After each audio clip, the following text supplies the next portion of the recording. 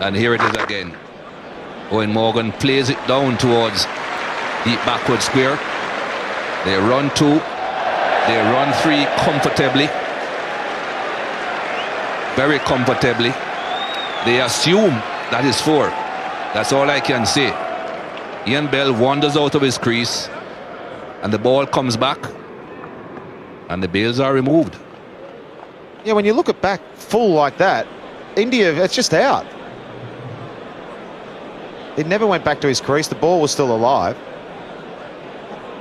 Wow, you don't see that very often. Andrew Strauss is definitely not happy.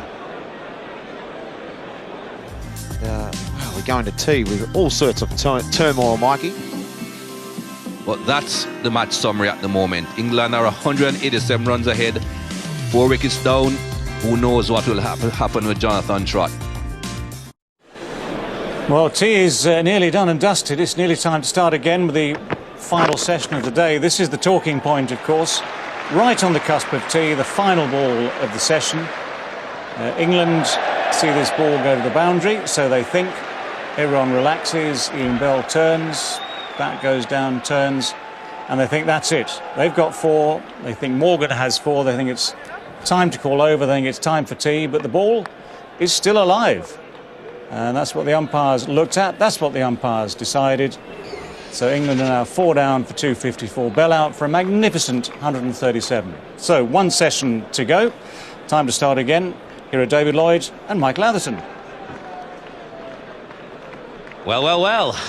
England lead by 187. No sign yet of umpires or players. It might just kick off in this final session. So if you're sat at home with the telly on, don't leave us. Get a cup of tea and settle in for the final session, because it could be spicy. For what it's worth, I agreed with Nasser Hussain, David Gower and Sanjay Manjrekar at tea. I think the ball was live. Dhoni was perfectly within his rights to uphold the appeal. But the players, or the Indian players at least, left to booze. You saw Andrew Strauss come out onto the balcony, as did 1 or 2 other England players, with a look of utter disdain down towards the Indians. So they're clearly not happy. Ian Bell wasn't happy. And there's still no sign of any umpires. Don't know whether the umpires may have gone to the Indian dressing room and said, "Are you sure you want to uphold this appeal?" I don't know, I'm just guessing, but I think India are within their rights to do that. The ball was still live. Here they come. Asad Rauf and Marais Erasmus, who handle that situation to the letter of the law, and they'll get boos here, which is unfortunate, because a lot of people around the ground will be in the dark. I think they won't know what has happened, and they're taking it out on 2 umpires here who've performed their duties diligently and to the letter of the law, and done exactly the right thing, in my opinion.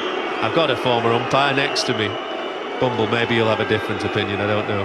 I just thought it was sharp practice. We hesitate as to what happens next. I've never seen that in a game of cricket. I've been around a long time. The umpires, custodians of the laws of the game. It's in the laws of the game. You've got the option to go to the captain. Do you want to uphold the appeal? The captain, I think, has said yes. I'll give you something else. I don't think that Ian Bell was attempting a 4th run. He touched down for his 3rd run, and he was under a misapprehension that the ball had gone for 4. The ball was still live. It's messy. Happened to me, actually, in Bridgetown, a test match where Desmond Haynes hit a ball. Phil Tufnell gave chase. He stopped it trying to go for 4. Desmond Haynes thought it had gone for 4, was wandering out to the middle of the pitch to have a chat with his mate. Can't remember who it was. The throw came in, and we appealed. And by the letter of the law, Desmond Haynes should have been given out, but he wasn't. So go on, you just tell me a little bit more what happened there with Desmond Haynes. Umpires just said dead ball. They were wrong to do so, but there are more boos here. Enormous boos for MS Dhoni as he leads his team out, which again is unfortunate, I think, because I'm not sure that people around the ground would have been aware. Sarcastic applause, you'd say, from England. I don't think that was applause with a great deal of feeling. Well, as you said, it's got messy. Not seen that sort of thing on a cricket field under the letter of the law. He's out, and a resounding cheer for England as they come back out again. You know, well, maybe the applause from England was genuine, because what has clearly happened here, unbeknownst to us, is that MS Dhoni has withdrawn his appeal, clearly. We're not aware of this, we're just talking off the cuff. Nobody has told us what has happened, but we can only assume that the umpires went to the Indian dressing room, asked MS Dhoni to withdraw his appeal,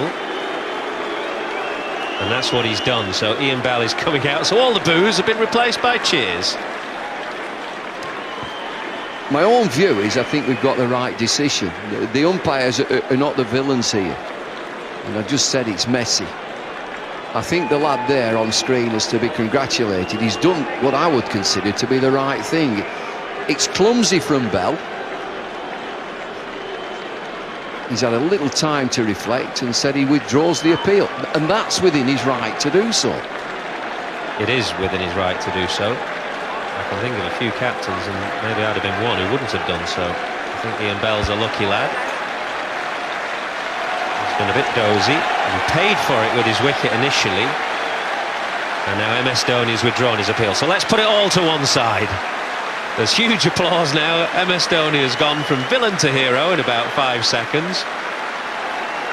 The Indian team have all gone from villains to heroes. 2 and 2 makes 5. We saw England applauding on the balcony. We thought it was sarcastic, but it was very genuine. It was genuine appeal from England, and we can all crack on now. Ian Bell resumes, 137 not out.